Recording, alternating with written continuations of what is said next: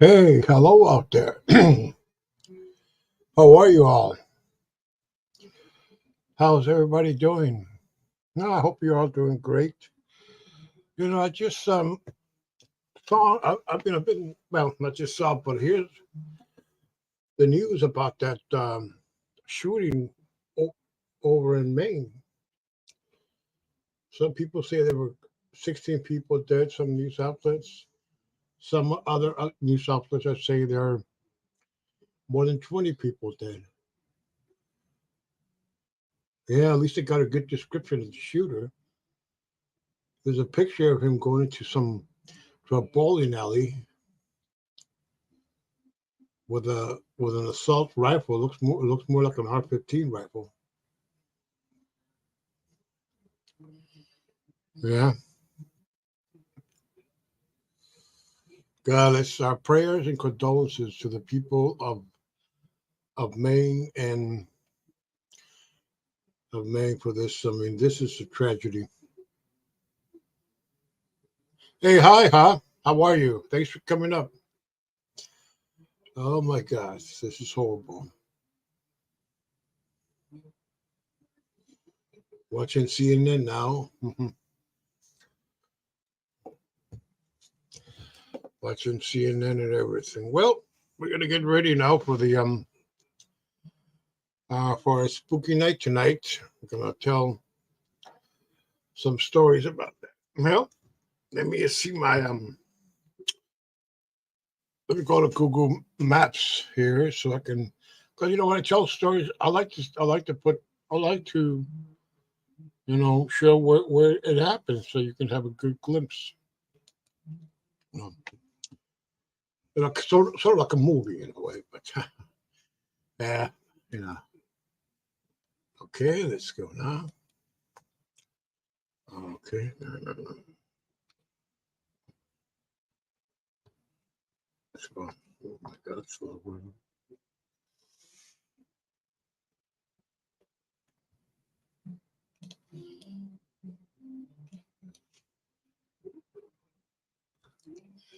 Okay, I hope everybody's having a great day, great night.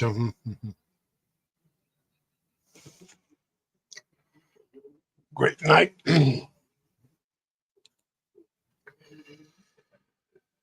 hmm that's horrible. Well, how that's horrible. What's happening? What happened here? I remember years ago in Canada, there was an incident where a guy, I think it was in a university, I think it was in Montreal, Toronto, or Toronto. I'm not sure, but it was in Canada, that's for sure. This guy broke it. This guy burst into a cafeteria, and I think he told the men to get out, and he shot several women to death. It happened in Canada, yeah. And they said that the guy that did it was an Algerian immigrant. This happened like in the 90s, I think it was, or late 80s. And I remember when the after the event happened, after the shooting, the the reporters were interviewing both the students of that college where actually the shooting took place, and there was a group of men and women, students of the university who were debating about what drove the guy to kill those people, what drove this guy, what drove the guy. There was like it was an argument. That's what it was. Let's see where it is at. Okay, let me where is it? Oh, okay, here we go. Here we go. I got you. Uh-huh. Okay, let me see now. No, wait a minute. Where that?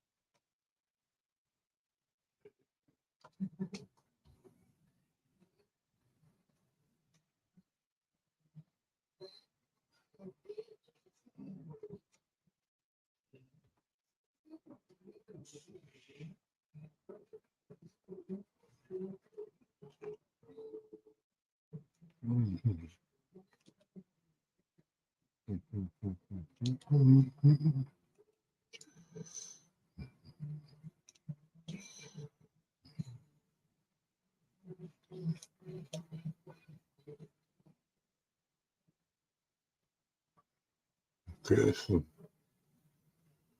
okay, yeah.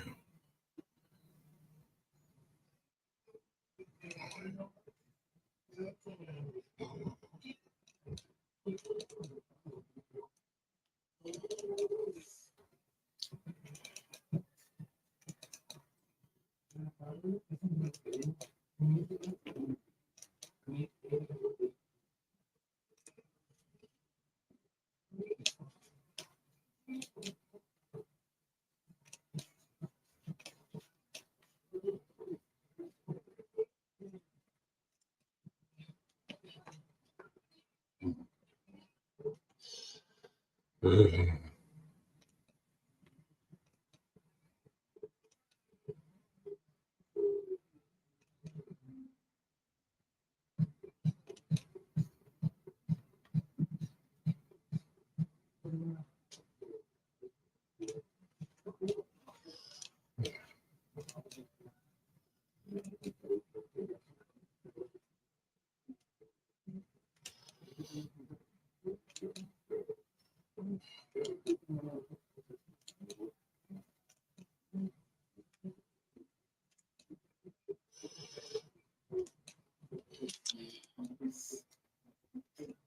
job.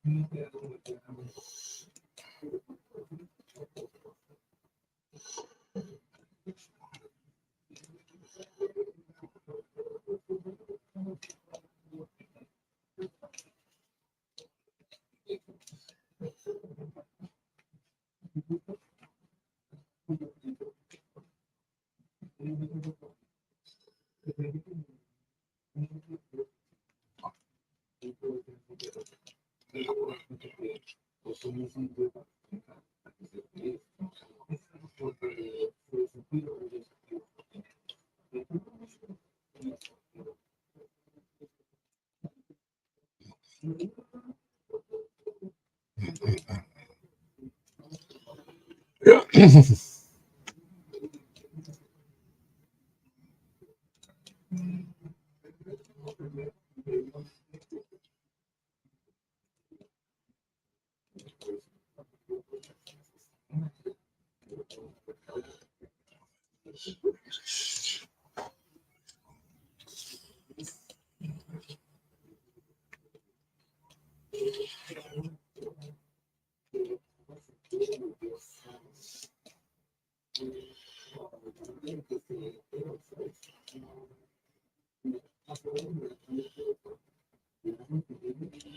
Oh, here we are. There we are.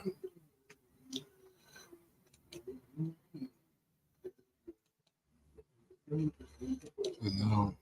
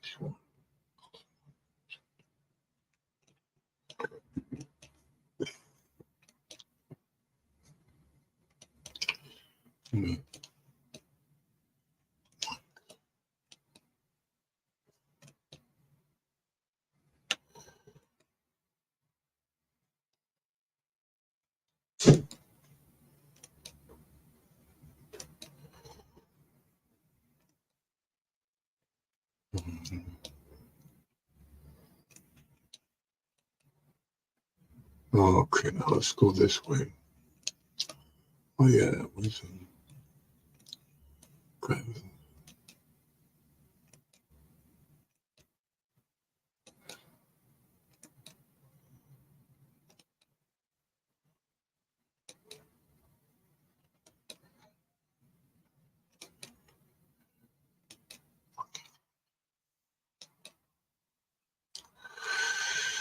oh, that's. I gotta check that place out. I'm gonna. Yeah, but how do you get in there? Oh, come on, you can. Okay. Oh, I got it. I got it. Oh, here it is. This is the building right here.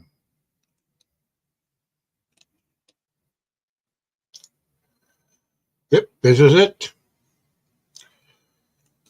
Yep. Okay, I got it now. Oh, I'm gonna show something.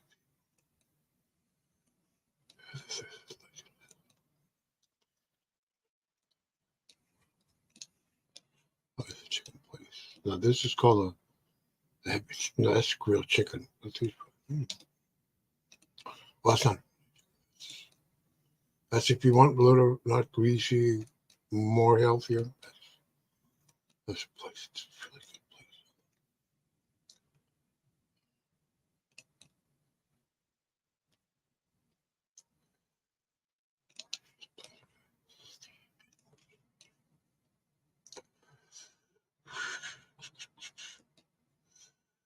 Boop, ba, ba, ba, ba, ba, ba, ba, ba. Ba, ba, ba, ba, ba.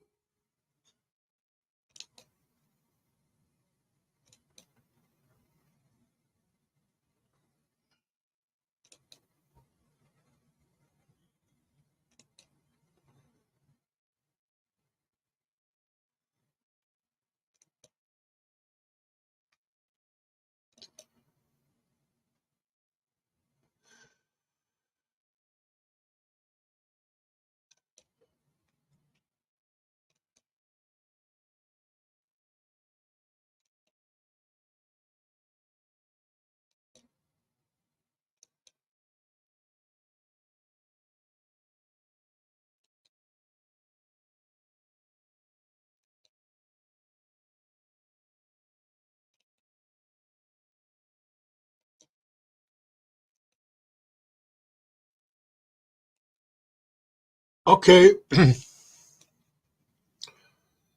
this is the entrance of the hospital entrance of hospital number 20. Here it is, Regional Hospital. It says Regional General Hospital number 20. Let's see. It says it closes at opens at 8 a.m. It's going to be closing in 45 minutes, and it's yeah. There's a picture here of the hospital. Here we have it. This is where our story takes place in this hospital.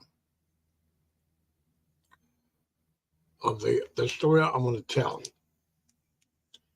They say that back in 1977, there was a fire across town. Across town in the city. But back then, there were not many hospitals. I mean, it happened it happened towards the beach. And the beach is about I'll say about 15 miles away from from from this hospital. It happened.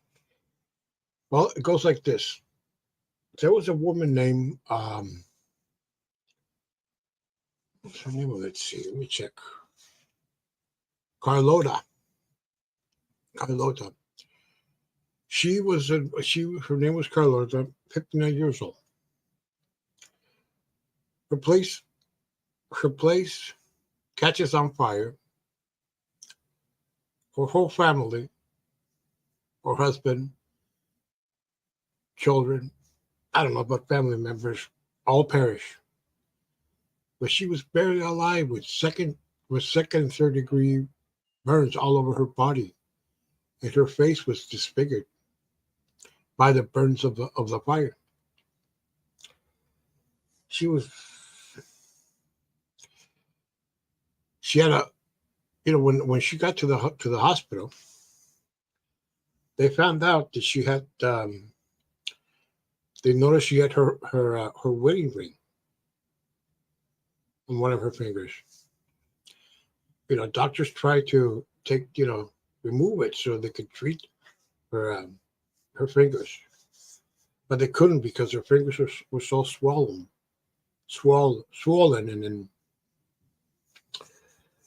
and they couldn't, so they left them. As she woke up, as she was barely gaining conscious, she asked for her husband, but her husband had perished in the fire. She was there. Doctors tried to do all kinds of treatments to try to save her, but they failed, and she passed away. So our first case involves a doctor who one day was working late at night. He was one of the doctors working the night shift, graveyard shift, as we might call it. And he was doing some paperwork in his office, and he noticed somebody was knocking on the door. And he said, "Who is it? What? At this hour? God, who could that be? Knocking on my door? Maybe it's some nurse." And then he went out and then he opened the door to see who it was. There was nobody there. And he turned to the right, and as he turned to the left, he noticed there was an elderly lady standing about like 20 feet away from him, who was smiling at him. And she had this, and her face was all disfigured. He probably thought it was one of the patients, but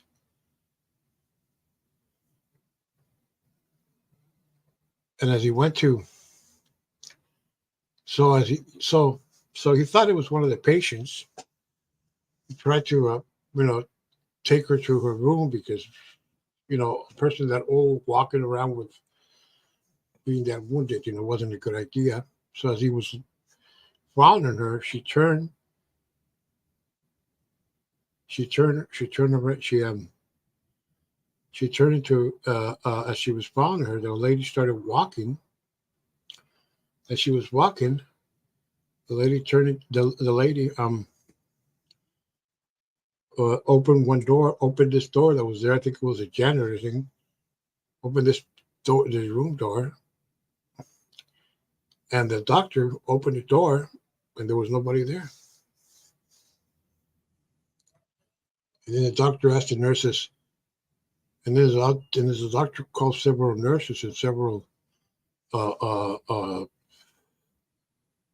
nurses and hospital and nurses helpers and janitors and all the people, telling him, "What's going on? How come that patient is wandering around? How come you let her go?" "What? Doctor, who are you talking about?"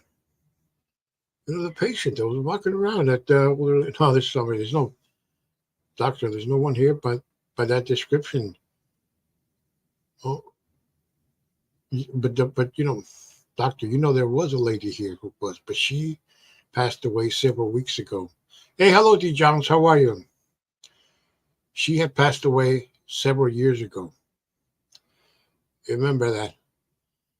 And one nurse said to the doctor, "What you saw was the ghost of Senora Carlota.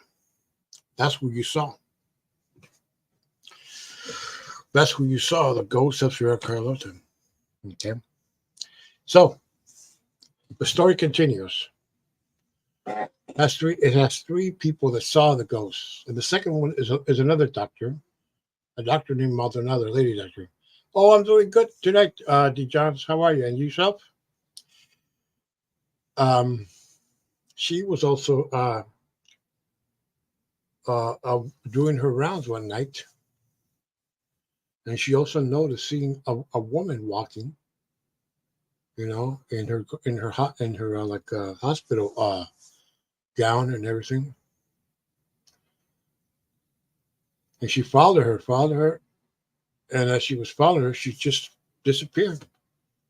And they told her, "You saw the ghost of Carlota," and she didn't believe it. But the doctor got so scared that she ordered a transfer to another hospital. So she didn't want to work at this hospital, the one you see right here,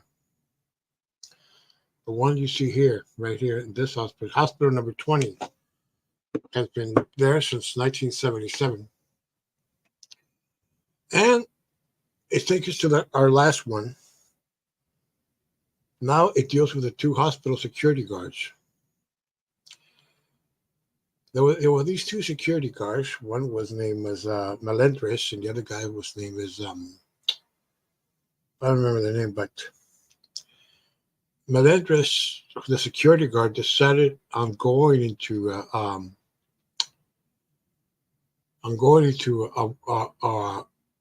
supply room to get something. I don't know why, to make a round or something.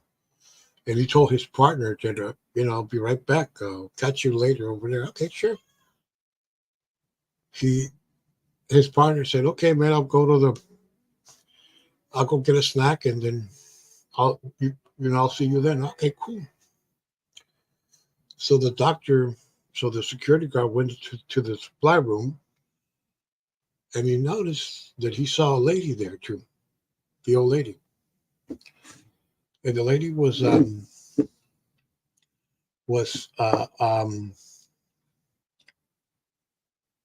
also was there too,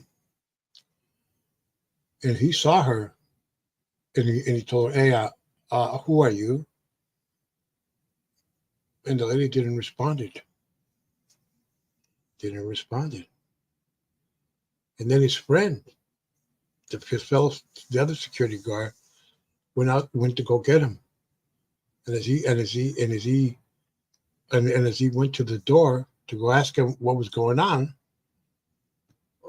if you needed some help or something, he notices there was a struggle inside. "Help me! Help me! Help me!" The security guard, "Help me! Help me!" The security guard was yelling, telling, "Help! Help! Help! Help!" And then until finally the other friend, you know, opened the door, he noticed that the other security guard, was burned to death with with uh, with um with burns from all over his from burns. His whole body was burned.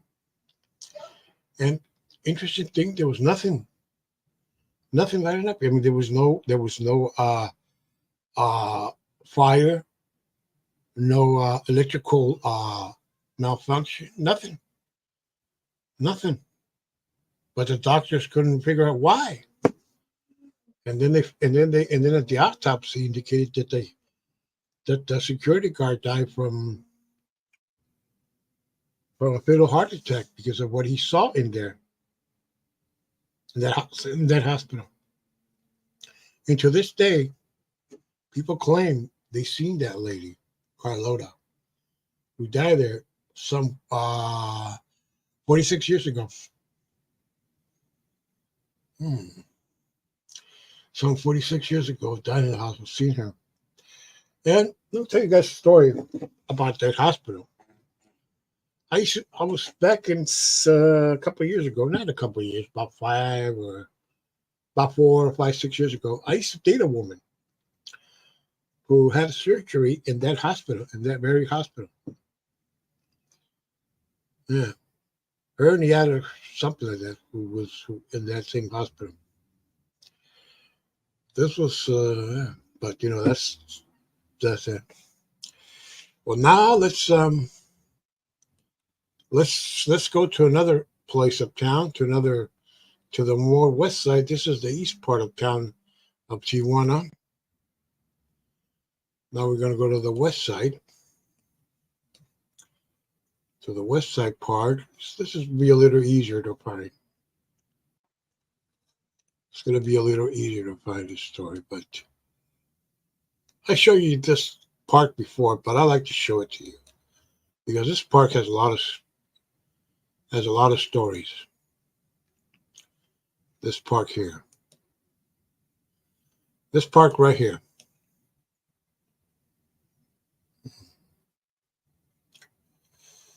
Oh, let me show this. Well, I won't show you the park now, no, but I'll show you where it took place, where our next story took place. Okay, this is okay. Here we go.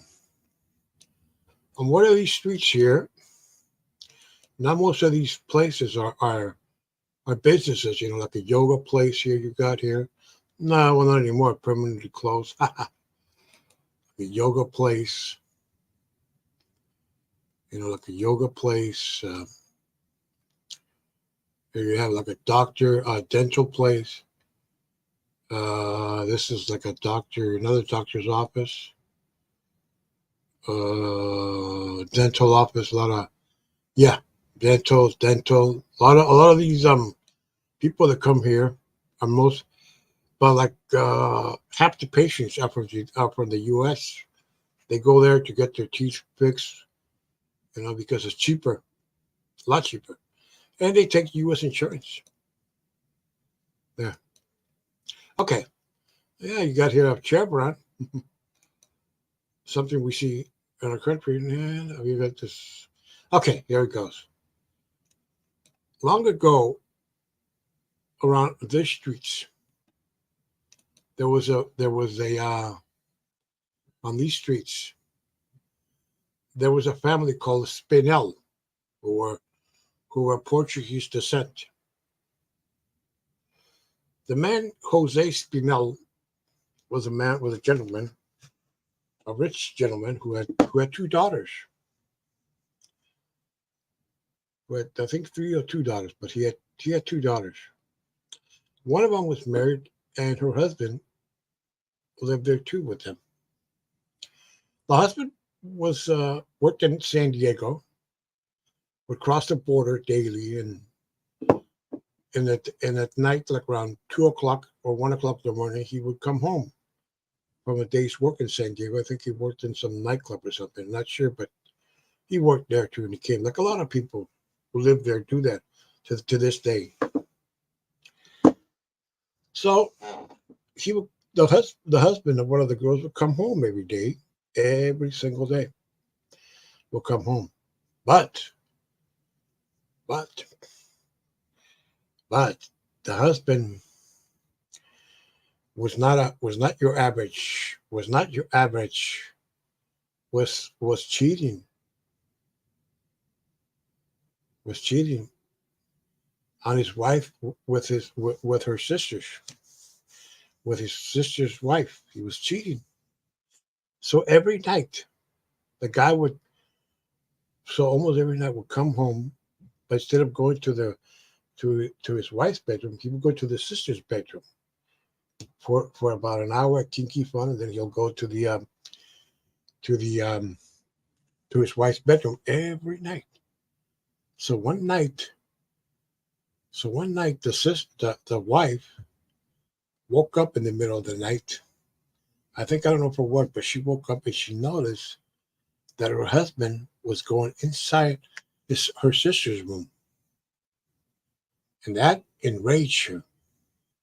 So the next day, she confronted her husband and telling her what was he doing in the middle of the night in her sister's room.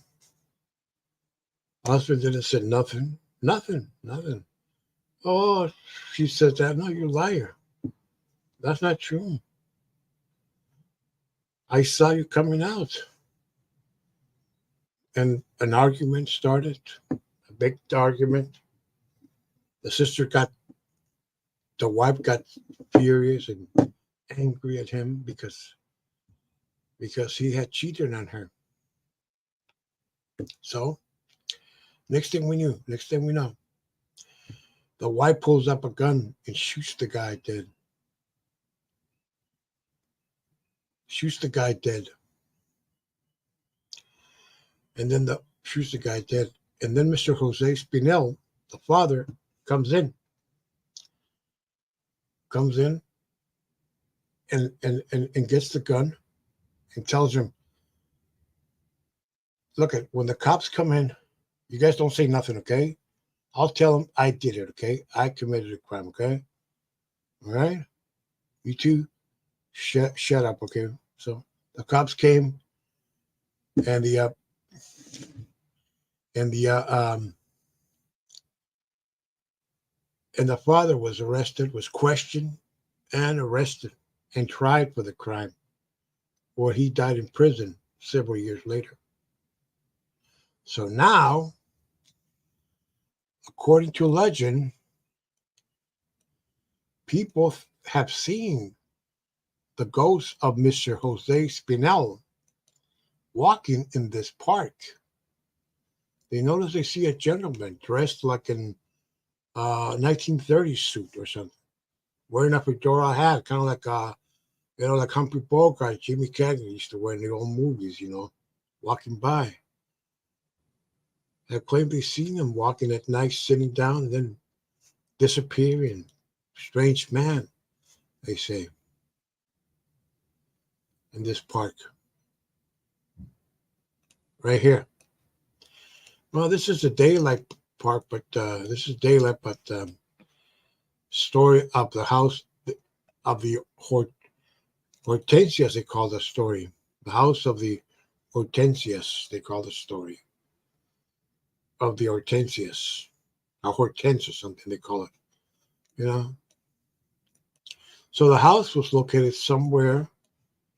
I'm not sure where exactly, but it was for sure either here, the house, on this street,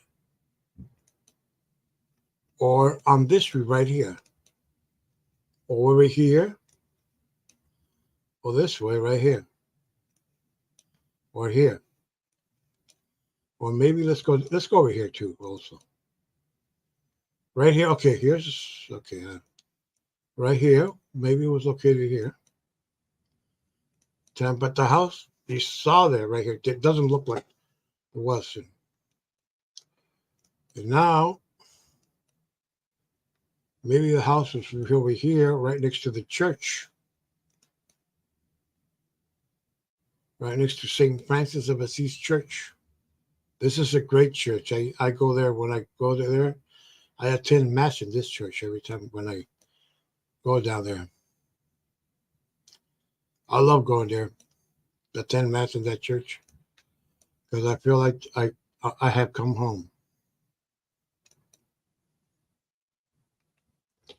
The candy shop. Mm-hmm. And then, yeah. Yeah. Let me tell you something about this park also. Let me tell you about this park. Story you guys are going to love. It's not a creepy story, but you guys are going to love. Because you know this, the person that I'm going to tell, you have admired him, and many of you have bought his records through the years. Okay, here we go. Well, back in 1960, on this park, there was a young man named Carlos, who was barely in his teens. I'm not saying me, another Carlos. He was barely in his teens here. He was just wandering around, but he saw something that fascinated him, and something that changed the course of rock and roll history in this park. something that changed the course of rock and roll and that made and history and the rest is history. You know who that man? You know who that kid was? You know who that kid was? It was none other than Carlos Santana. Right in this park, he saw a man named Javier Batis, a rocker, a local rocker playing here in his band, and he was fascinated. So Batis took him into his under his wing and showed him how to play guitar and play rock and roll tunes. And to this day, Mr. Batis, who showed him, lives lives lives lives in this area right here. In this, check this out. He's still alive. In this in this hill that you're going to see here right now. This hill right now, it's named after him. They call it the ramp. Javier Batis ramp, they call it. Yeah, it's official. He still lives here in this area. He's like 83 or 84. He's like in his mid 80s now. Yeah.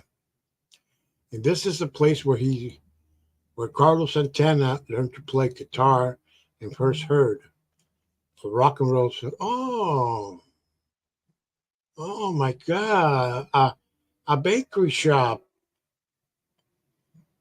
Oh man, a bakery shop. I used to love to go to these places. Yeah. So this is where he learned, and the rest you know, from Woodstock, from everything. Then, yeah, this is where he learned to play the guitar. This is where he first heard that rock and roll sound, a live rock and roll band.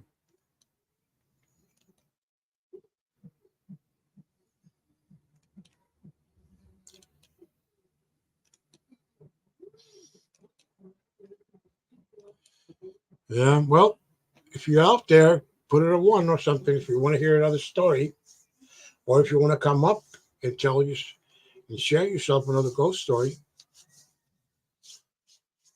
share one if you know a creepy one for Halloween. Yeah, the one I told you about the hospital, about the old lady, that's one of the most scariest ones. But let me if you haven't well, let me show you another story here that's not a this is not this is a tragedy that happened back in back in 1951 in one of these buildings I'm going to show you here right now. It happened like about a couple days before Christmas. It happened. Yeah, here we go. This building right here, back in 1951, it was a big uh, uh, dance hall. You know, the latest musicians, latest stars would perform here of that era. And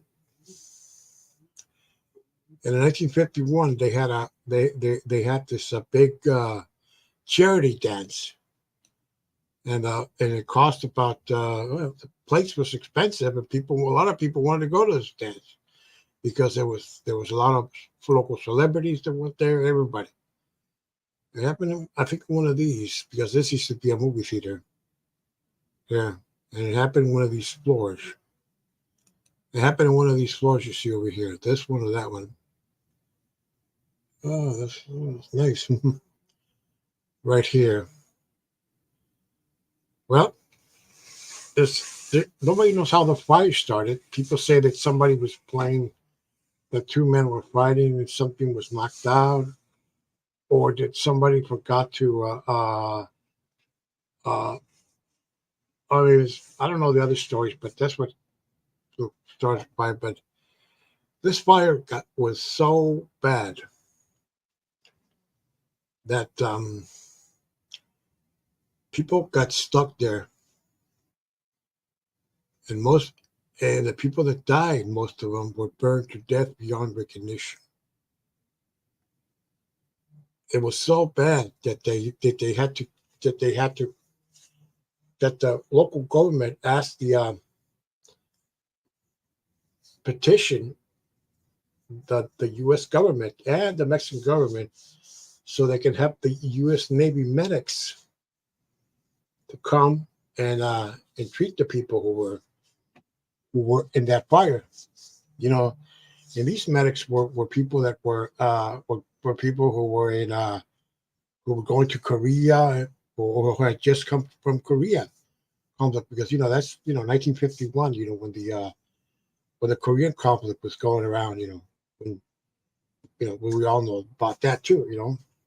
The Korean War, and there was and so many injured people that there was no ambulances, so the cab drivers volunteered and they took people to to hospitals.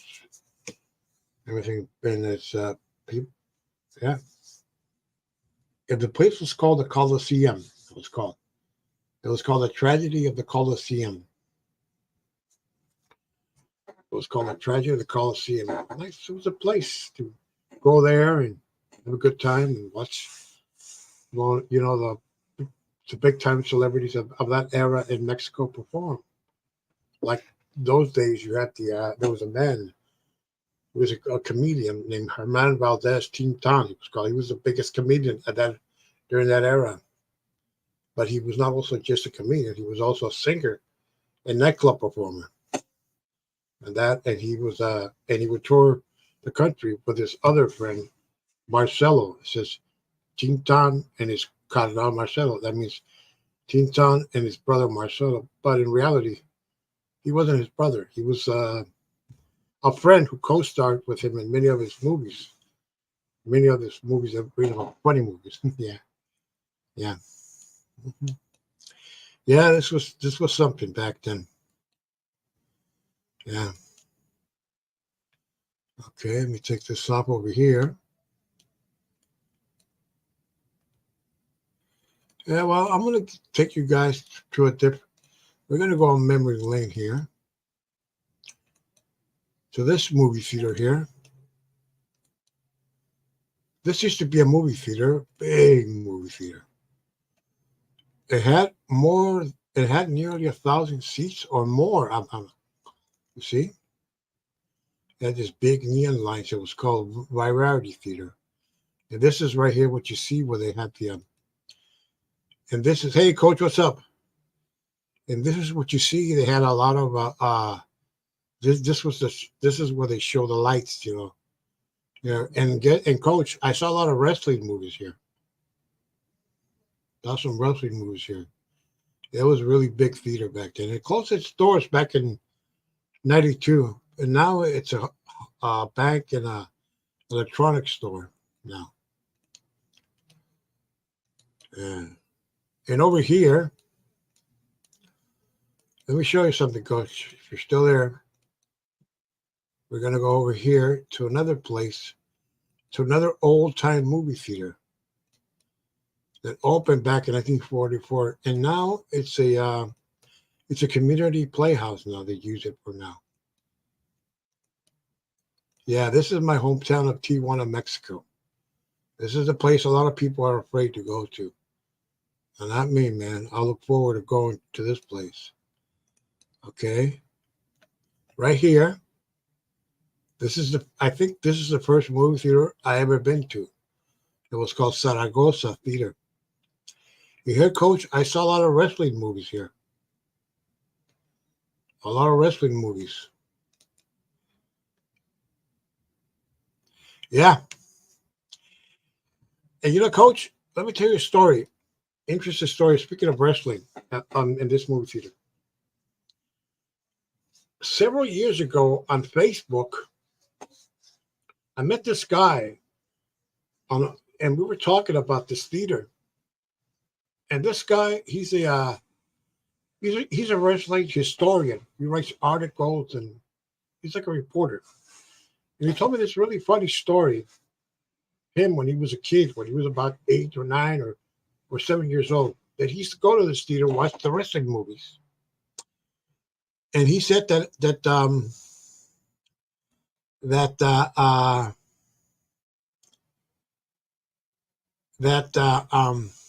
let's see.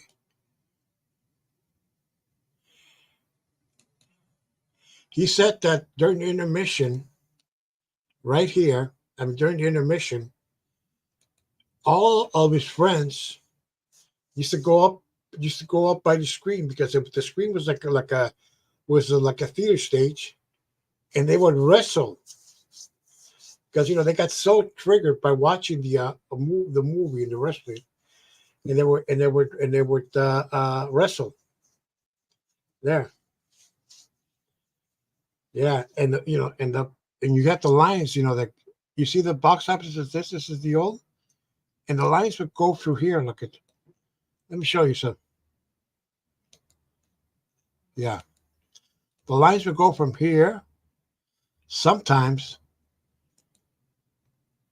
all the way to here to watch a certain kind of movie that was playing back in the day. Oh no, I don't want that dental office. That hurts. Oh, okay, sure.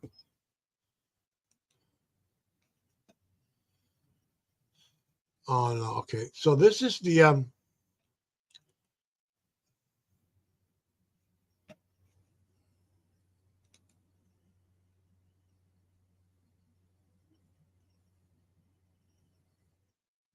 oh, coach.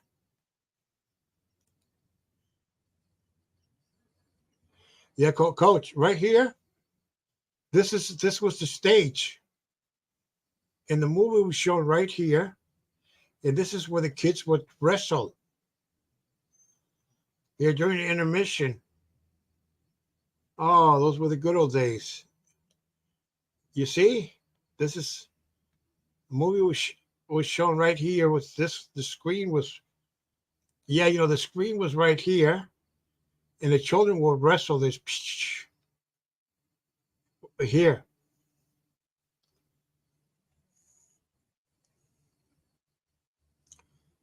Would wrestle it, and all these seats were packed. Oh God. I saw one movie called let me see. You know, I don't know. Let me see. Well, okay, I can just give me a second. I'm gonna show a glimpse here on my other TV of the wrestling movie I would watch there, okay? Yeah. Just give me about a minute, okay? Like that.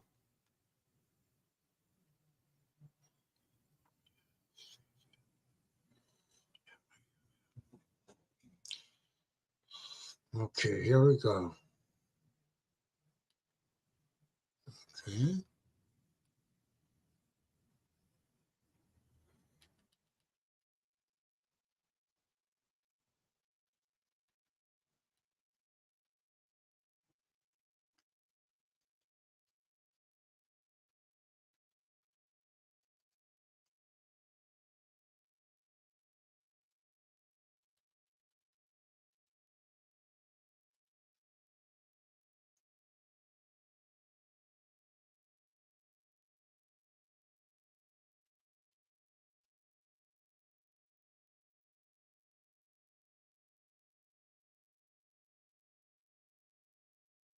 Okay, it's almost there.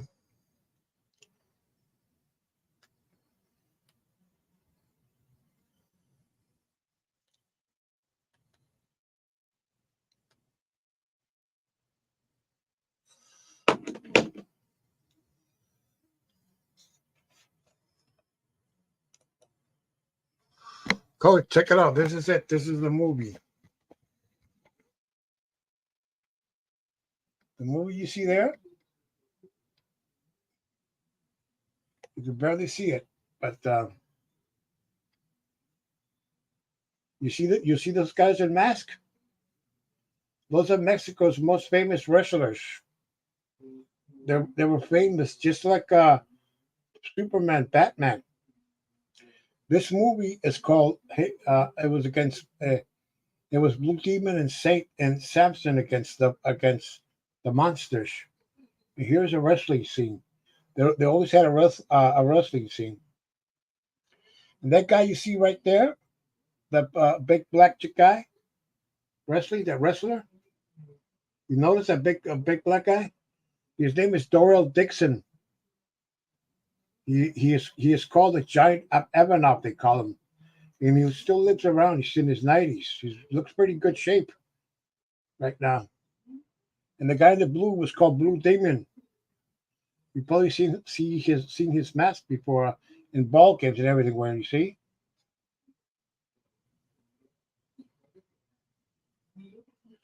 you see how popular it was back then. It was really popular. You see that wrestling? Yeah, yeah. Blue Demon. Yeah.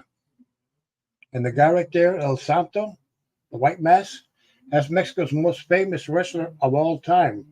It's like Elvis, and as the most famous rocker of all time. He's like the he's like more he's more famous. They say, coach. They say not even Ric Flair, The Undertaker, or Hulk Hogan have had it. Never got this fame as this guy did. These movies were were very popular, and they were really king at the box office. Yeah, yeah,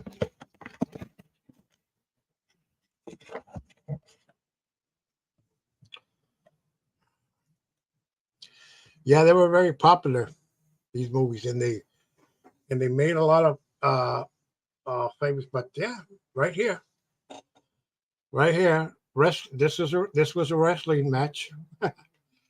Coach, you could probably make like a stage on your next thing, a ring, a stage ring, like a theater stage, and then that'll be fun. You're like a movie theater stage, like a movie theater stage, and you can have me wrestle. Let's see, let's see if I can take on uh,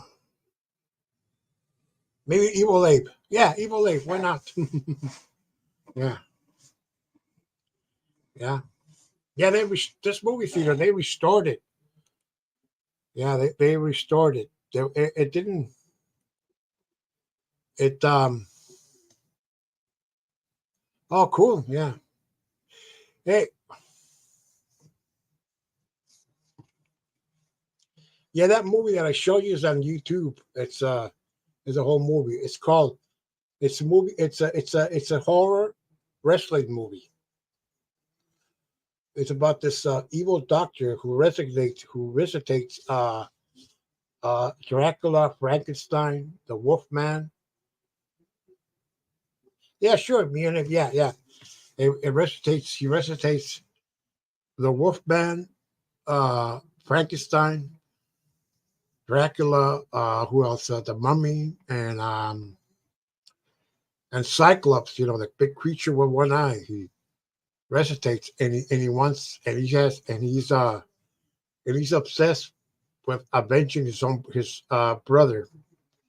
He comes, he's not really dead. The scientist, and he resuscitates all these creepy monsters. Yeah,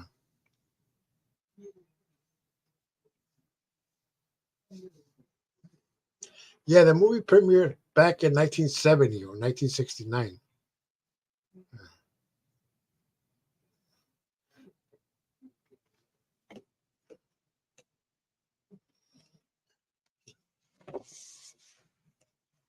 Yeah, that's a glimpse of the movies. The one I show you, that's a glimpse of a movie that was shown back then, back in those days. That's a glimpse of it out there. Yeah.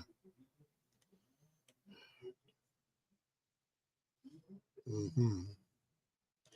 And right here, Coach, right in this theater you see here, old movie theater. The last movie I saw there was Rocky, the original Rocky. I saw right here. Yeah.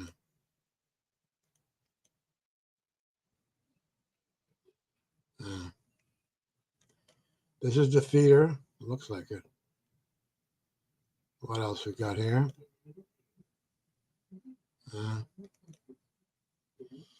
Okay, here we go, man.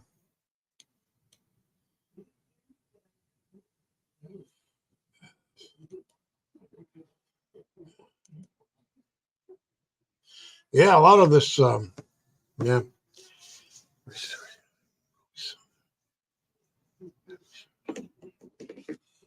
Yeah.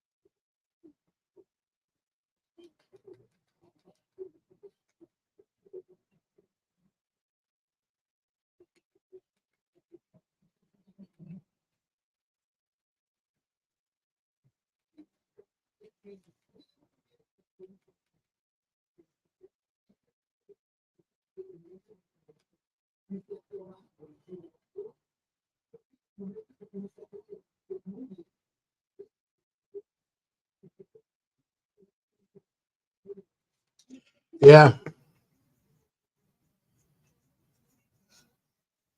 Oh, oh, cool, coach. Next time I'm going to show you some other wrestlers from back then, from a place called El Toro de Cuatro Caminos.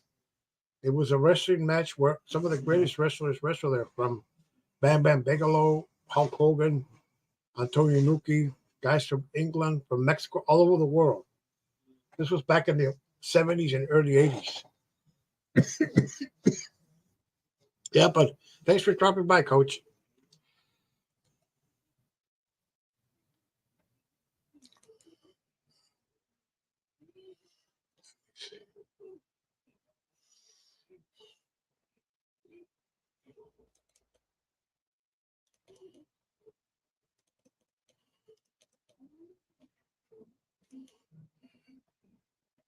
Oh, here we go. This is right here. This is another theater. There was once a big place right here. They show The Exorcist there. This block is. Oh, I'm glad that's closed. Yeah, yeah. Oh, well, let's see.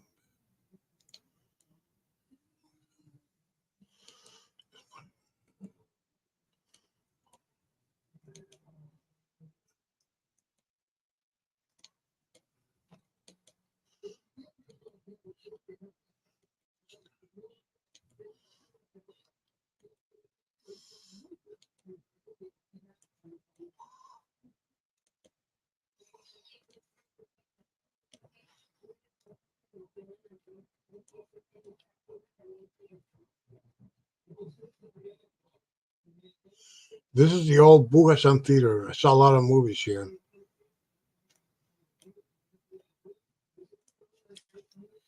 Yeah, we're going through memory lane. We're going through memory lane.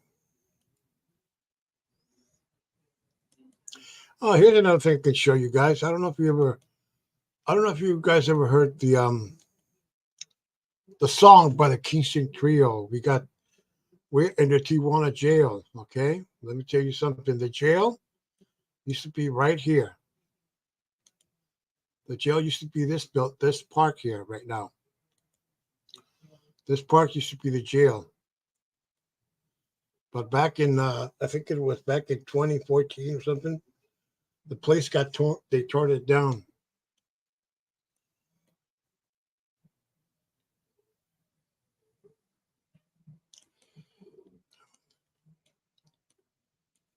God, if this building right here, if they were tore down this building, man, I'm gonna cry.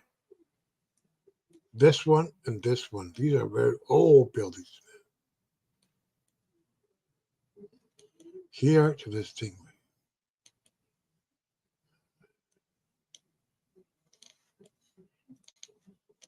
There's a Chinese place. They say it's pretty good. It's called Here's another story that I want to show you. This used to be a big furniture shop. No longer there. And you know what's the only thing that survived from back in the day? It's still there. From back then, from back in the 70s, is this building right here.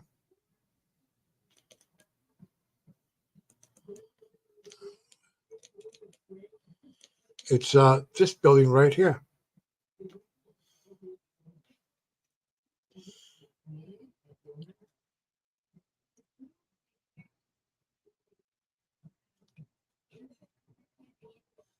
No, Liz, not that I know of. Oh, I'm doing good, Liz. Thanks for showing up. Not that I know of. I know people live. I know some who live in Maine, but they're like from different communities. But they don't live there. They live in much smaller towns. Oh, okay. Wait a minute. Wait a minute. Wait a minute.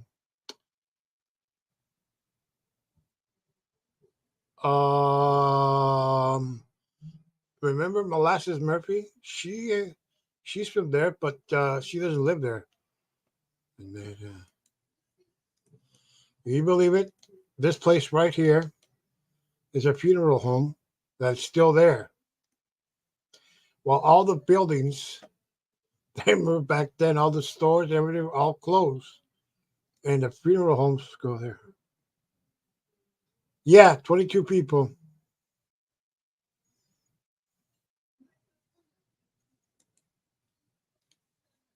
Hey, Liz, I'm showing pictures of my Mexican hometown.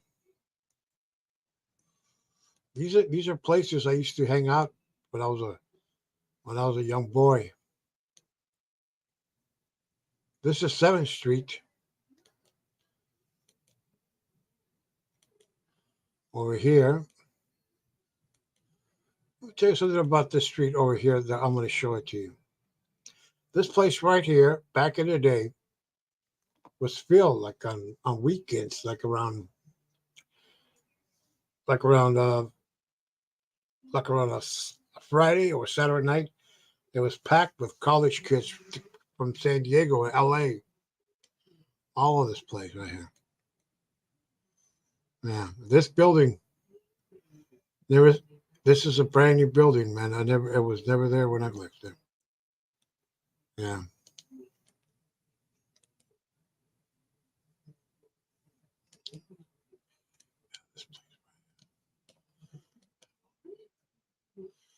Yeah, over here. Yeah. This used to be right here, a movie theater inside here. And this is the screen that's right here. You notice this is a big screen.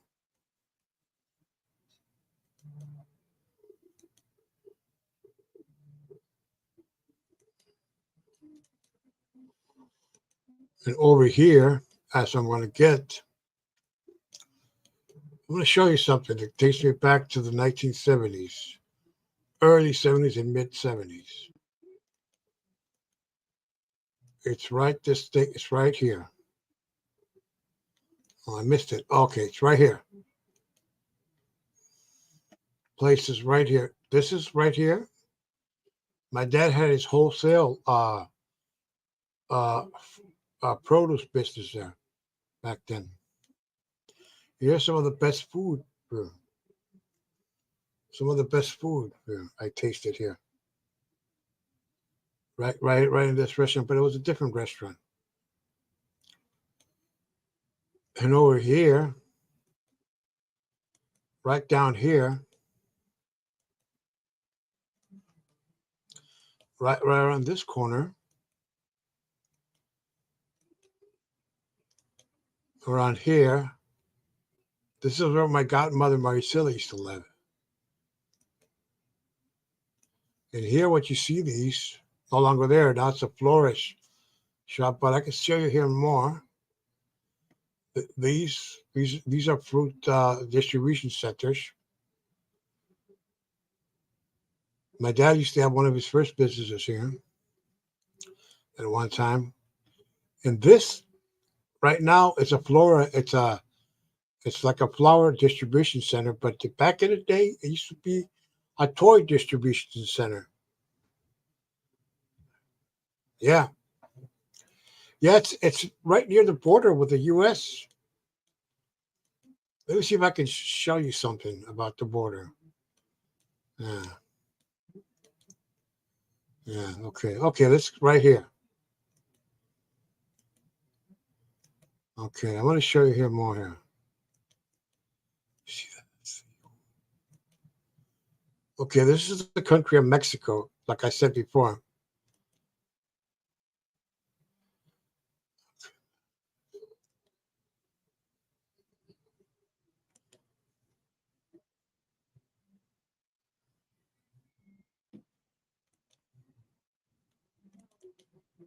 Well, that's the Hialeah. They used to play fronton. It's uh it's a sport that was they originated in Spain. They used to play it here back in the day. Okay, here we go.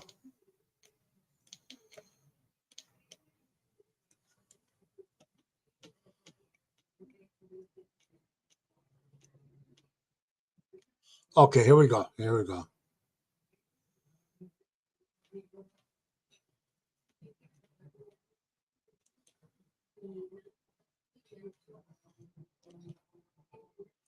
This is the port of entry to go into the United States.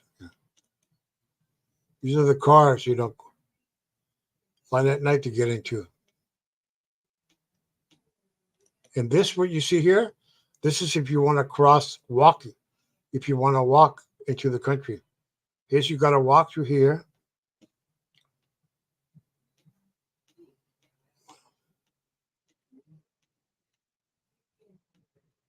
Okay, and right here, the fence, that's the United States. And right there, you see over here, that's the you cross here, you are now in the United States right here. As you when you cross this a gate here. Okay, let me show you. Okay, here we go. Yeah, that's the border.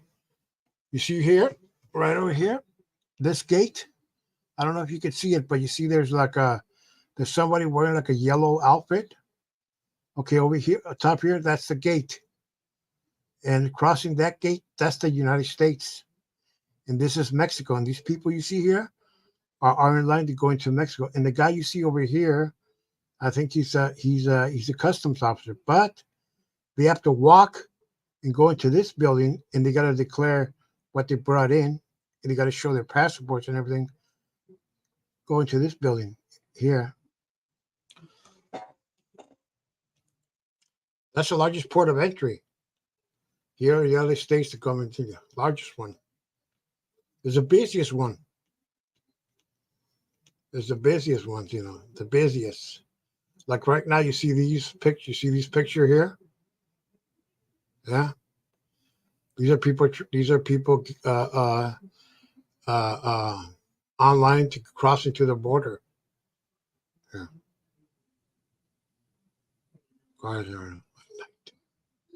yeah, it can get really crowded. Very well. I'm not well.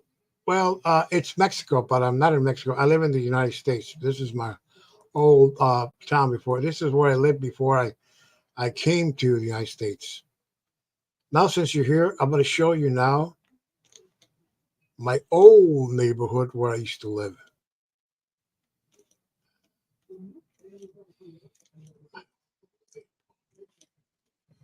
Let's see. Oh, wait, where are they? Okay, here we go. Okay, no. Okay, okay. Oh, I got it. Here we go.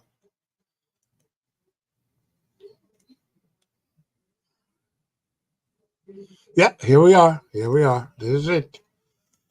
This is where I used to live before I came to the country. It used to be an old mom and pop store, but long ago they closed it down. This shop here, body shop, Chris Cars, it's been there since, oh man, since the 60s, I think. And over here, this is where I used to live. But it's no longer a house, it's a school now, right here. And over here, let's go a little bit down. Over, you see, this is a church. You see here? And right over here,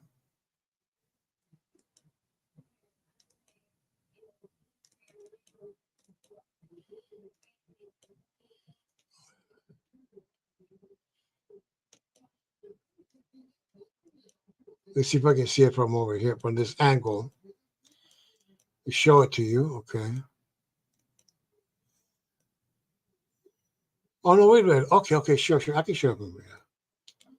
Okay.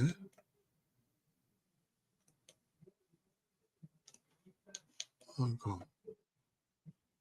Oh, this way. Okay. Okay. This. All right. Okay. I'm going to show it from here.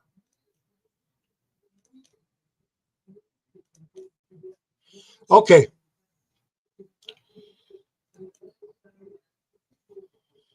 Okay. You see here this? This is the downtown. And you see these mountain here? Mountains over here. The mountain. That.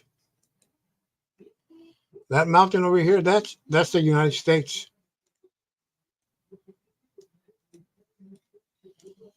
And this, well, I don't know. But now let's go back over here to show you where I used to live. The house where I was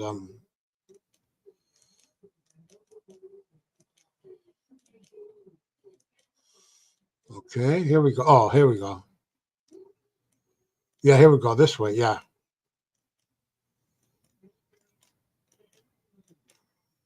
Yeah, there used to be an old paper shop.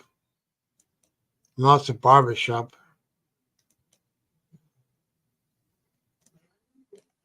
This is now a drugstore.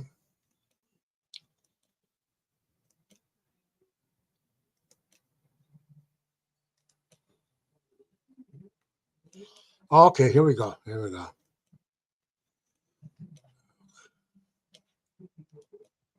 Right here, right in this block between here,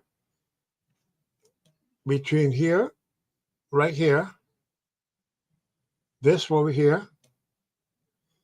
You see this thing? Do you see right where this house is? Right here. I got a picture of myself here taken some 47 years ago. I'm standing right here, about here, around here. I'll show it to you in the next live. Okay, now I'm gonna show you guys something special.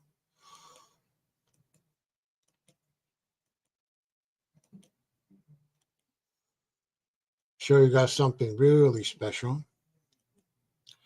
This is a church where I was baptized. This is the church. This is the church, Parroquia Santa Maria Reina de la Paz, Queen of Peace, it's called. This church right here, this is where I was baptized. And this is where I first came into the world, where I live. Ta-da! This house right here. Right here. This is where I was born, in this house. Right here, yes. Let me tell you guys a story that happened to me right here. I was playing I was on top of a car and I was playing. And I was like going round and round inside and I fell. Boom. Yes, I was born. Exactly. I was born in this home right here. Didn't look like that. It's changed, but I was born in this house. Huh? Yeah, this used to be an old mom and pop store. This house right here, years ago. It was owned by a woman named Mrs. Chewy. It was called. Really nice lady. It was. They were very good friends with my dad. But this neighborhood, as you see, at one time, according to the residents who lived there, they tell me it's peaceful, but not. But back in those days, when I was born, wasn't peaceful. Actually, I wasn't born in the hospital. I was born in this house.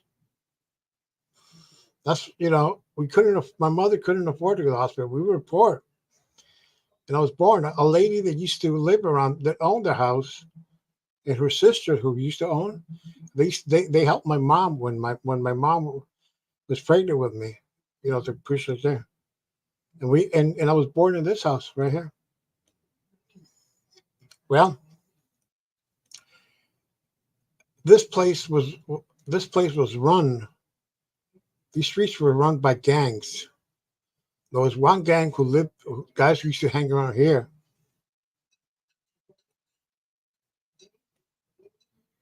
and there were other ones who used to hang out over over here somewhere.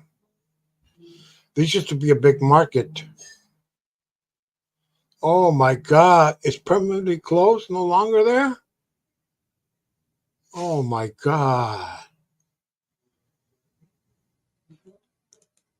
They closed it down.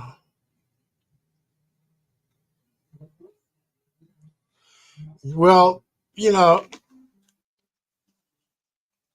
back then, there was these neighborhood, uh, they call them parteras, who were known to, they were like nurses in some way. And they were called parteras. They call them back then.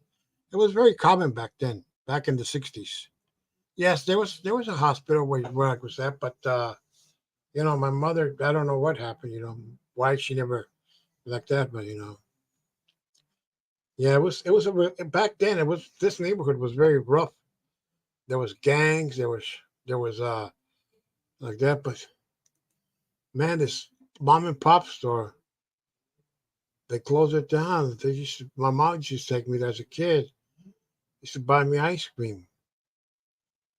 Now I know why. Let me tell you why. Because this store right here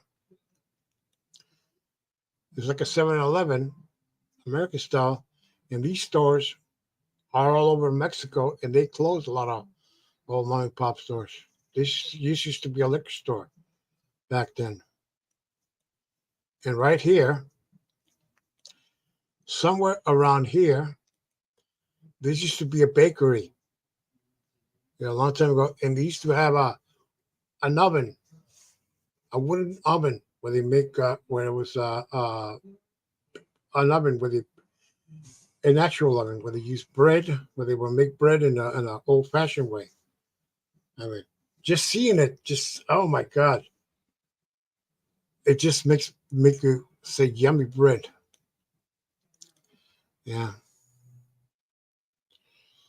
this gas station used to be there. A lot of this stuff, a lot of this changed. Yeah, this is a food cart. It sells.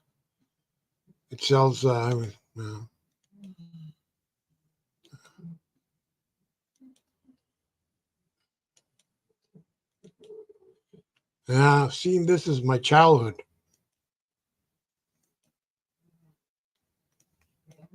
Yeah, okay. This used to be the hospital. This hospital right here, the man who helped build it was none other than Herb Albert. I don't know if you ever heard of Herb Albert and the Tijuana Brass, an album that's one of the most best-selling albums. Well, in 1966 or 67 or somewhere, he helped build this hospital. It was a hospital, but now it's a hospice care. It's for people. It's yeah, yeah. It's a hospice care. I was treated there once back in '76 when somebody when I had an injury playing outside with my friends. I was treated in this hospital. It was run by it was a Catholic hospital. The nurses were nuns, I remember. They were very nice. Uh,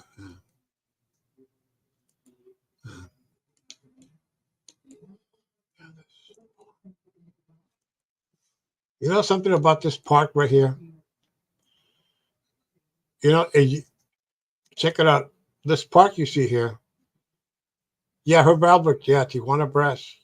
You can look it up, and his music is on YouTube.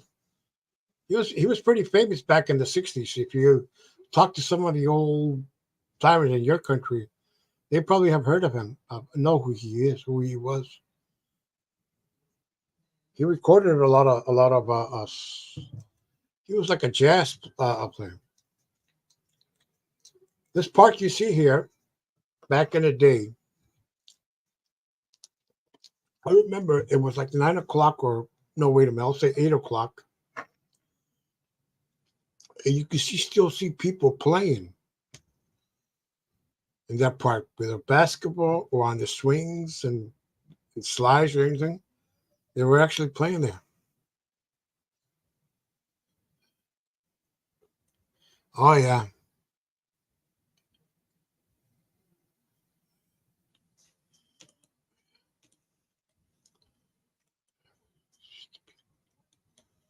yeah. You know, check this out right here. This is kind of funny to some people. This might sound strange, but anybody from back east, from New York or Philadelphia, well, here in this place, you can actually get a Philly cheesesteak or a meatball sandwich or a sub, a hero sandwich, and a pizza here. You can get, yeah, yeah. You believe it? Yeah,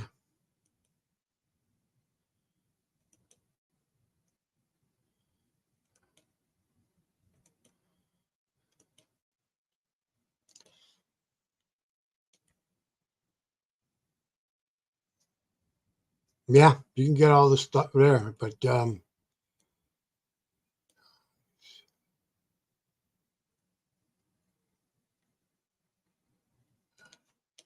Here's another store. The store that took the mom and pop business out of business.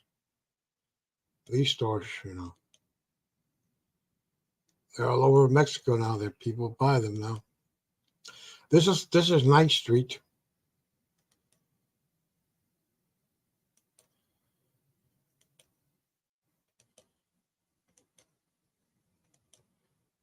Uh, we used to walk. We used to walk down here back in the day. I remember. Let me tell you a story that happened to me. I was walking. Me and my brother were walking, and my cousins. We were walking around this street right here, and and and uh and a group of other of kids.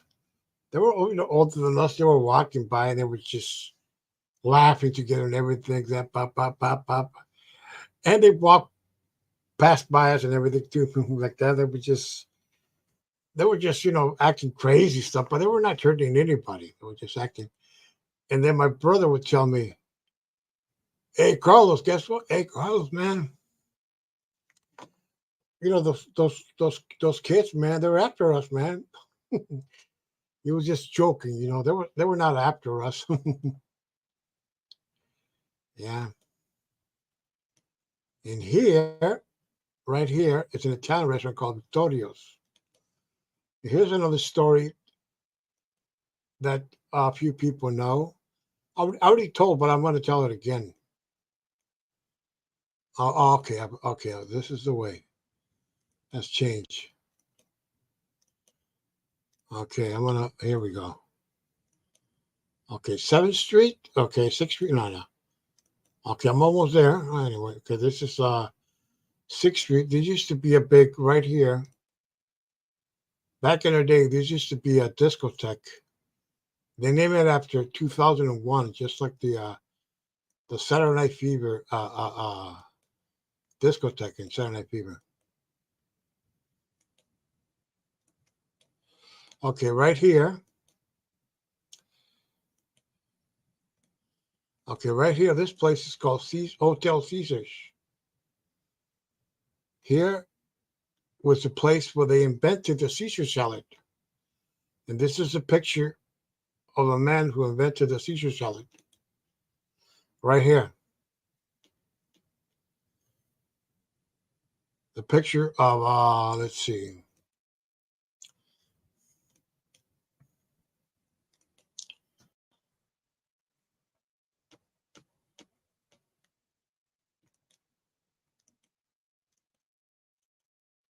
I don't know why they don't show pictures.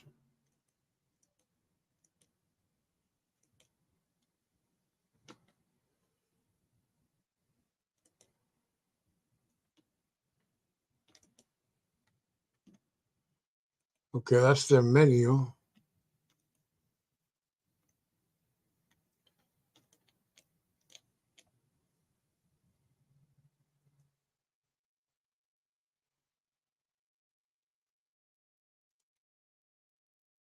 Yeah, this is the place where they invented it. Back in the 20s, it was like 23. I think it was in 1923 or 1924. Yeah.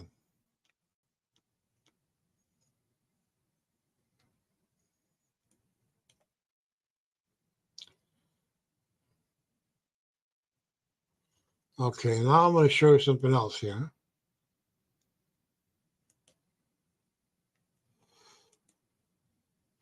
Okay, you see this here? This is the U.S. border. This is the wall right here.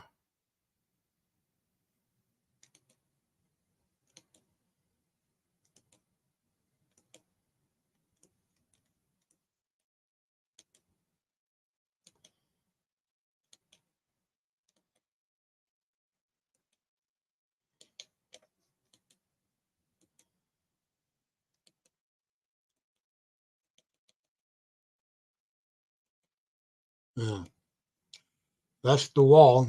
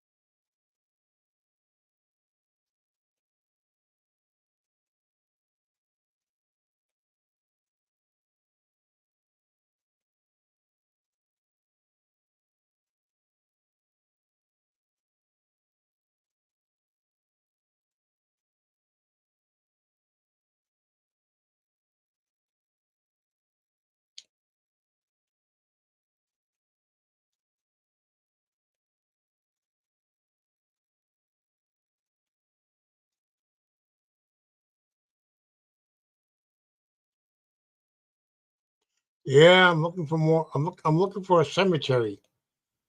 I don't know why I always get lost here. We're looking for it.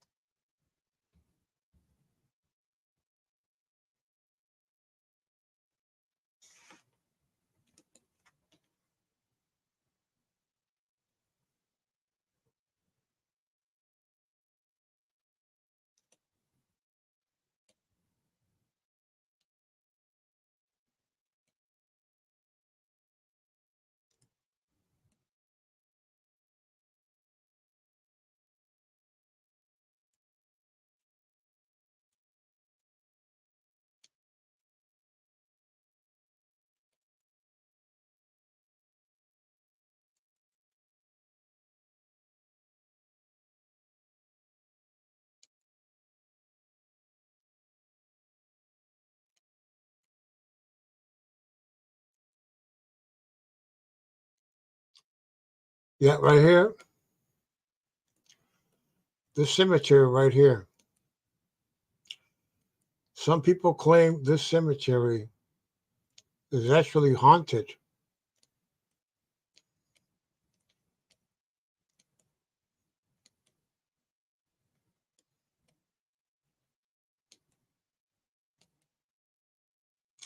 This one inside here. They say that the ghost of a young woman appears walking here. People claim that they have seen her. It's very old cemetery, very old.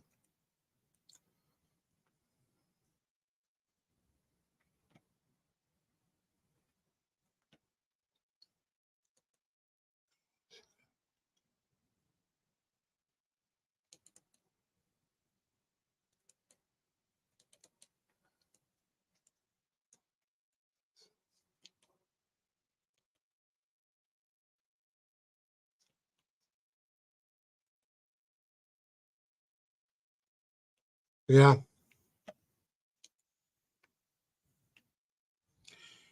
yeah. A lot of people.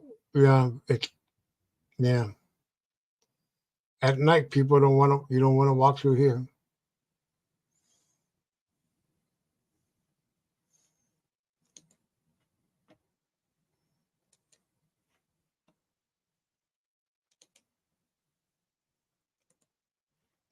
Yep, that's the story.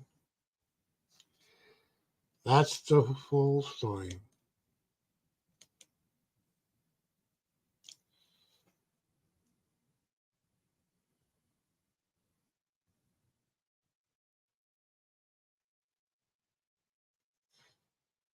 Well, I'm gonna drop by, but thanks. Since we're yeah, yeah, that's yeah. They got a wall and fence on it because yeah, that cemetery. I don't know because they probably think people might steal some relics in that cemetery because they have a oh disco. Okay, it was disco for adults. I've got to answer the question. Hi, Carlos. I mean, hi, Munia. Munia.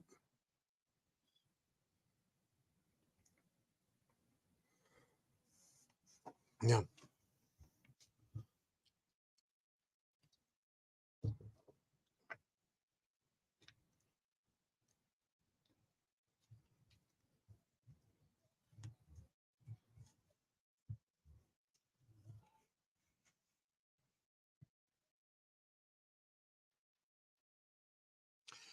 Well, yeah, we call them nightclubs too, but that was back in the day. When the movie came out, Saturday Night Fever. It was called 2000, and then it was called Regine's the place, and then later on was called other names for that, but it was pretty popular back then. Ah, well, I'll see you guys later. Yeah, yeah. Well, well, let's see. I think I have a time for another story to tell you guys. I think I'll tell you something about this cemetery.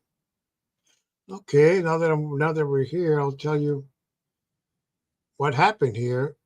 Some way back in the day in this cemetery, who's buried here. Well, long ago, there was a young girl named Enriqueta Gill. Enriqueta Hill was a very bright girl from a very rich family, from a very, very wealthy family. She she started going out with a guy who wasn't of her class, and she fell madly in love with this guy. One day, the father found out about it and told her not to see that guy again because he's not from our class. He's poor. He wouldn't have nothing for you to offer you. Nothing. And the girl said, Dad, I love him. I want to marry him. No, no, no, no. You tell that boy that you don't want to see him anymore, okay? And that's it. End of story. So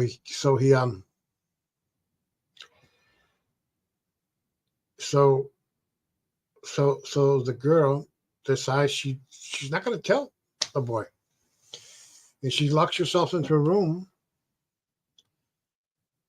all depressed and all but brokenhearted. And one day, the parents got curious and they say, "How come Enriqueta's not coming out of her room? How come she's not coming out of her room?" The parents, the parents, went into her room and they saw Enriqueta, all pale. She didn't have any. She didn't have nothing to eat in several days. She was tired, feeling with a high fever and everything. And they called the doctor, and the doctors told them that she was in really bad shape, and chances are that she was gonna die soon. And the father, and then the father, knowing that her daughter wasn't gonna live for long, he asked her, "Dear, what anything you want, I'll give it to you. Dad, I want to marry the man of my life. Please." The dad said, "No, that anything, but not that. Please, Dad, anything. No, you can't.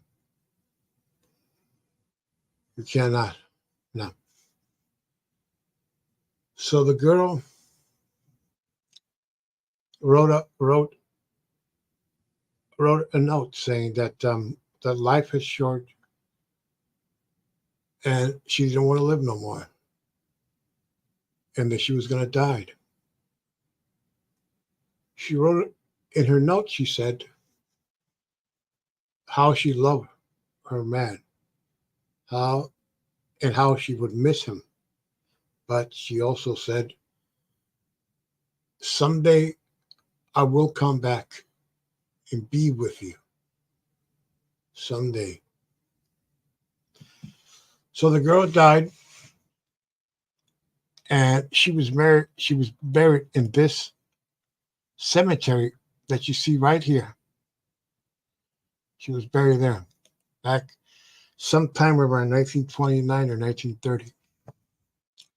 And she said she was going to come back. Years later, like in the early 50s, there was a guy named Zamora who We used to live with his cousin and his families. He was from out of town. So one day, one late afternoon, when it's darker, like in the wintertime when it's dark, he was coming home from work. He got off the bus and he had to walk through that. He had to walk by that cemetery. So one day he was coming home. He was coming home from work, and he noticed there was a strange girl walking through the park. Strange, all in white. And he approached her and he told her, "Hey, I mean, aren't you cold? I mean, it's cold tonight. No, I'm not cold. Uh, do you want to walk me home? You know, she, sure, no problem. I'll walk you home." He walks her home, but wasn't home. The home was right to this very gate you see here, to this gate. As they got to the gate was closed, as you see the gate now. Oh, wait a minute. Oh, no, wait a minute. Wait a second. I forgot to show you that. Oh, God.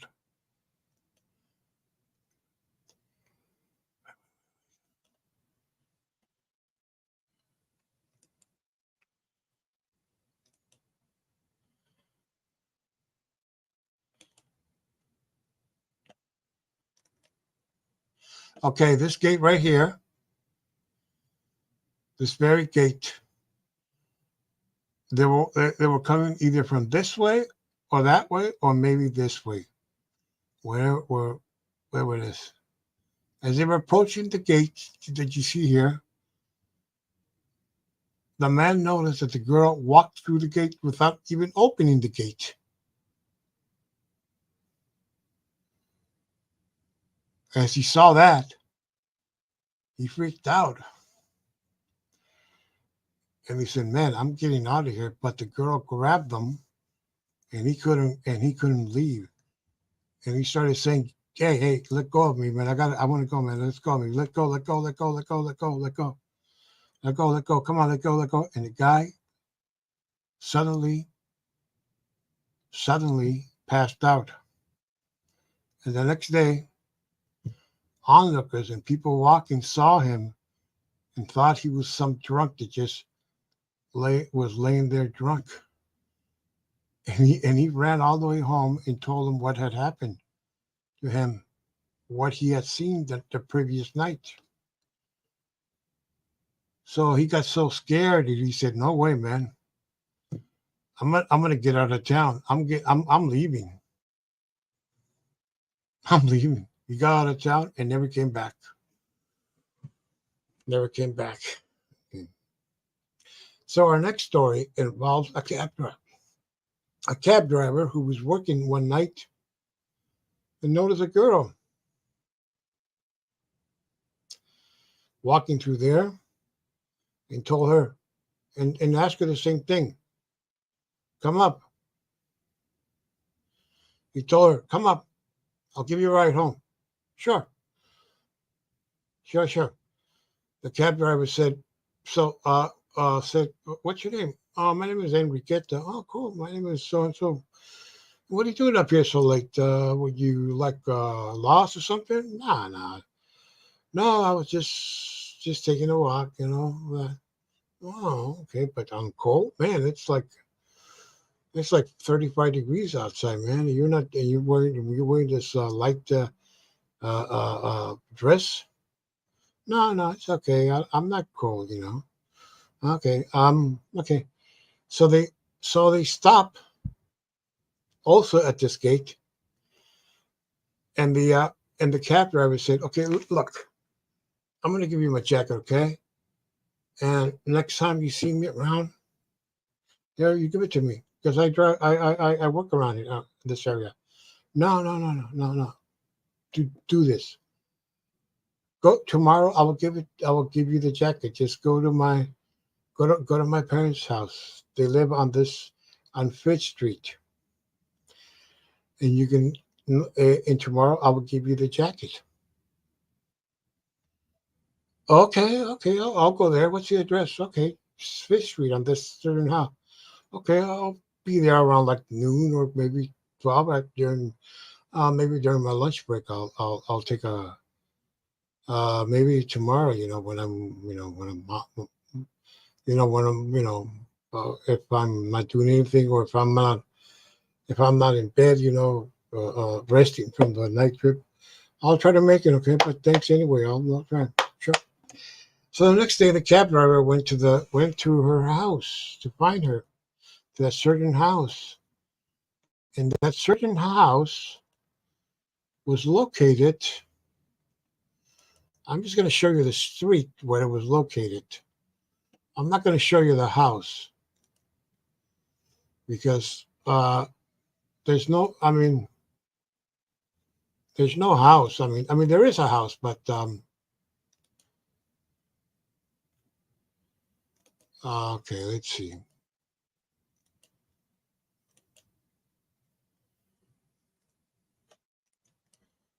Oh, okay, okay. Here we go.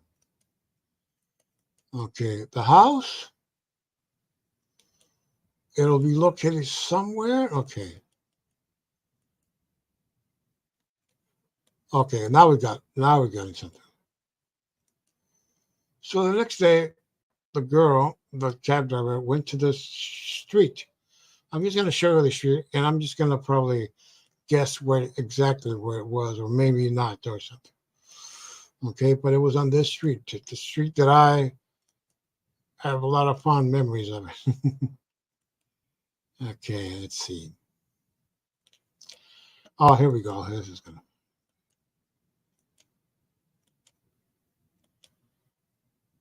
Okay, we see this. We seen this. Okay, we've seen this thing.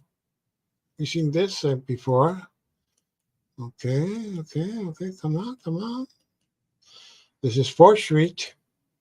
We're almost there, gang. We're almost there.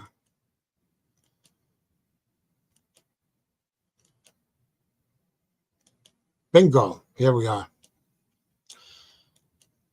Okay. Her parents maybe must have they lived on this street. This is the street where the cab driver went to get the his jacket back. And here, I'm almost there also of another story. And in this right here, another horror story happened. And that one I'm going to tell it to you tomorrow. I already told it, but I'm going to tell it to you again. On this building right here, you see where the window's crooked? I'll tell you more of the story, but something here happened out of a Stephen King. My calculation, the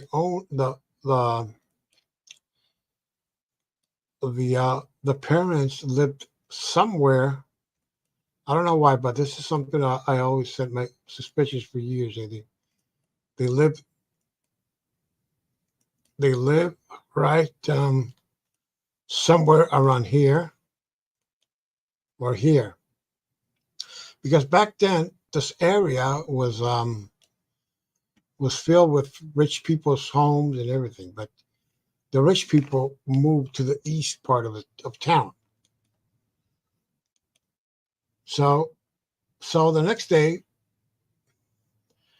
the cab driver goes to the house, knocks on the door, and an elderly man opens the door, and he says, "Hi, could I help you with something?" Yes, sir. Last night, I had a passenger who said that she lived here. Live here? Who was that? Because me and my wife only live here, and my wife only goes out when I go out. You know? Yeah. Well, no, not your wife, nothing like that. Not of that nature. The woman I saw was a young girl, like in her 19 or 20, something like that. No, no, there's no one here by that age. I mean, no, just me and my wife live here. We live here for the next. We've been living here for a long time now. Oh my God! But the girl said that she lived here. Hey, guy, no, you're not. You're making a mistake. There's no one here. Okay, why don't you go? Leave. Okay. Maybe it was a joke. Somebody played a joke on it. You know how it okay. And then, as he was leaving, he noticed there was an old picture there, and he asked the man, "Who is that?" Oh, that's my daughter Enriqueta, but she's been dead for more than 20 years now. Oh, I'm so sorry to hear that. You said that she's been dead for more than 20 years? Yes, my daughter Enriqueta. Yeah, sir. I don't know how to tell you this, but that's the woman I saw last night who told me to come here. No, you look. What are you trying to say? Yes, that's the move. That's the one who told me to come here. Look, pal, I don't have no time for somebody to be playing jokes, okay? You please leave or else I'll call the cops. Sir, just listen to me. That's the one, okay? Just listen to me. Come on, you tell me who is she? Okay, I'll tell you who she is. She's my daughter. She was my daughter, but she died from many years ago. Oh, now I understand. So who I saw last night was your daughter. I saw last night. Yes, you saw my daughter last night. And the cab driver, his heart started, his adrenaline started going up and saying, what? He went home and he couldn't work out and he couldn't go back to work. He was so freaked out of what had happened to him. The doctor told him that so the psychiatrist told him that you better not work. You can work, but I tell you what, don't work at nights, okay? For quite a while until you think you're completely in control, okay? And he did that. He followed his doctor's advice, and that's the story of Enriqueta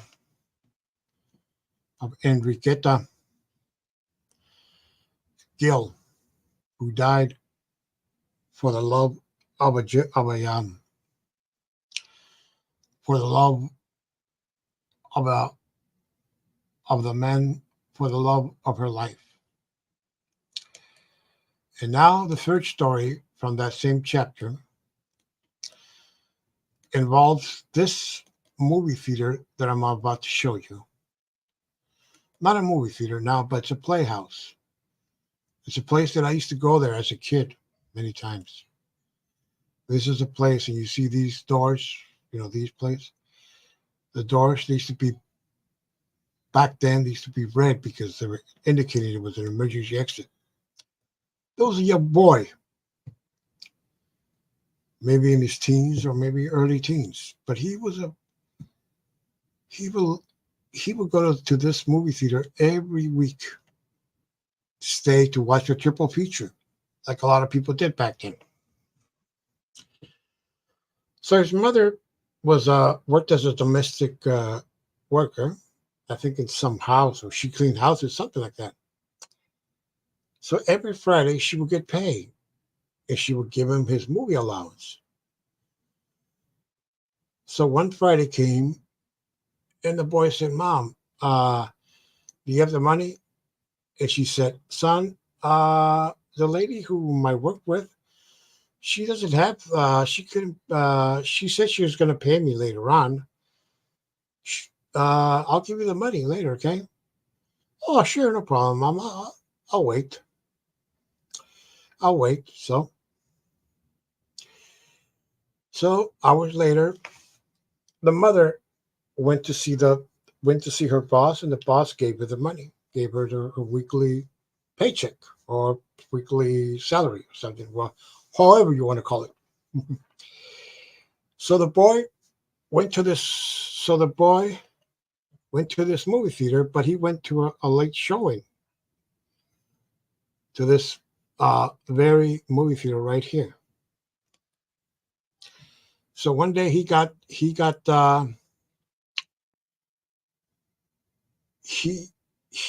he decided to walk home, but his home was right near the cemetery, the one I was showing you guys.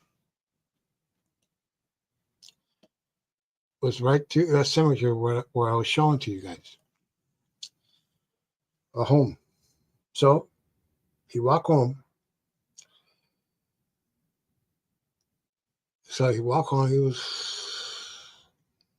as he was walking, he saw that strange girl that everybody have seen that would appear just to men who walked alone, or males in generally who would walk alone. He saw her and told her, hey, aren't you cold? Or what's your name? I haven't seen you around this neighborhood. No, I'm not from around here. I was just walking around here. Can you take me home? Sure, I'll take you home. Where do you live? Oh, right over there, right on that street. Okay, come. Boom, boom, boom. They reached the cemetery, and this time he took she took her all the way where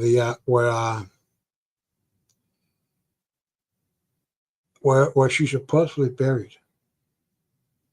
She took her to her mausoleum, to her crypt over there, and she said, I live here. You live here? What do you mean you live here? Nobody lives here. There's a cemetery. Yes, I live here. You want to come into my crypt? Uh, no, I want to, no, I got to go home, see my mom. And the girl saw him and chased him. And he ran like hell, ran all the way home. The next day, the boy woke up and he couldn't even talk because he was so shocked. He couldn't even talk. And yeah, he couldn't even talk. Some people say he ended up he was placed in a mental asylum. The story after that, people would say that, but that's another tale. But now I'm going to tell you something else about this theater. I used to go watch scary movies here, and sometimes we would have to walk. I'm going to show you the trail we used to walk. We used to walk through here, back home, walk here.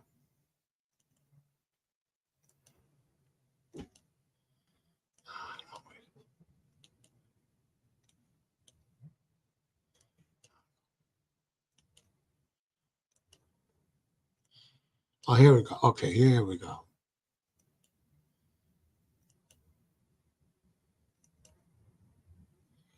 We used to walk here home, and it was like it was around like 7 o'clock at night or 8 o'clock, and it was pretty dark back in those days. This way, this way, this way, and I'm going to show it to you here. And you notice right over here, this green. These are stairs, and we would have to walk these stairs. And then as we go, and then as we went up, We had to walk about several other blocks to our house. You know, I talked to a gentleman who was 11 years old back like in 1951, an elderly gentleman. He told me a story that he went to go to the same movie theater, went to go see the movie The Thing, not the 82 movie, Kurt Russell movie. I'm talking about the original one, 1951, the movie that inspired John Carpenter. He said he was so scared when he saw that movie. When he reached these stairs, he ran like a jackrabbit all the way home. Pa, pa, pa, pa, pa, pa. He said, back then I was skinny and I was light and I could run, but man, he said, because he saw the movie, he thought that the monster was going to get him. I don't know if you guys seen that movie called The Thing from Another World. Was called.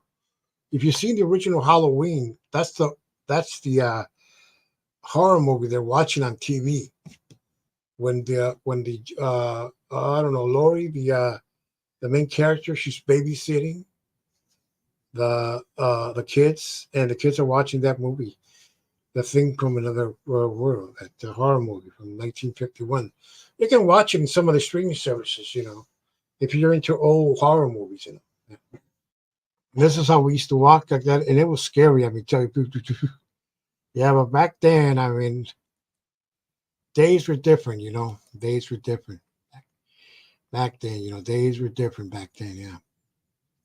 Well, been here now for 2 hours, but thanks for coming, and I'm gonna be back maybe. Let's see, tomorrow. Maybe Friday or Saturday night, I guess, or maybe tomorrow.